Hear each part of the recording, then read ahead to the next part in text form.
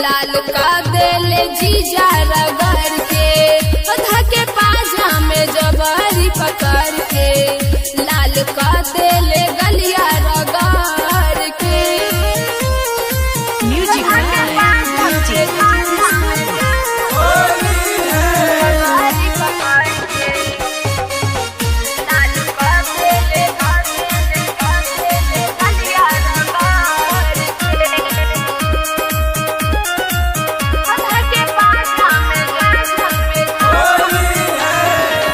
हमरा के जनी भाड़ा मावा हो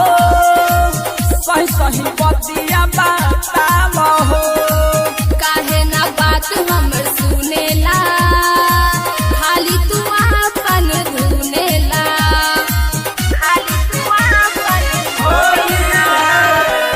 हमरा के जनी भाड़ा मावा हो सही सही बतिया बताव हो काहे ना बात हमर सुनेला खाली तू अपन धुनेला खाला पीलिया तू हाथवा पकड़ के माथवा पधार के धके पाजा में जबरी पकड़ के लाल का देले जीजा रगड़ के धके पाजा में जबरी पकड़ के लाल का देले गलिया रगड़ के धके पाजा में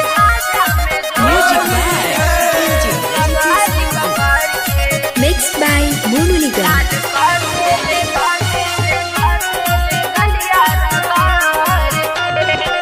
साजन सुमित बड़ा शौकी हो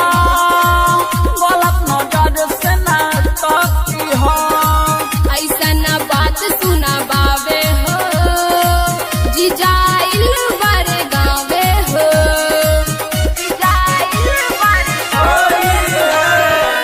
साजन सुमित बड़ा शौकी हो गलत नजर से ना तकी हो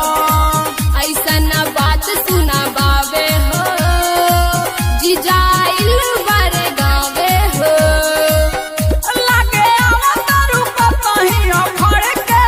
धिक भर चार के धके पाजा में जबरी पकड़ के लाल का देले जीजा रगड़ के धके पाजा में जबरी पकड़ के लाल का देले गलिया रगड़ के काले पैसा भइल बाबे लाल हो आज बोलना तो होई बवाल हो धोखा देत मारू अपना लभर के बोल जनी डर के धके पाजा में जबरी पकड़ के लाल का देले जीजा रगड़ के धके पाजा में जबरी पकड़ के लाल का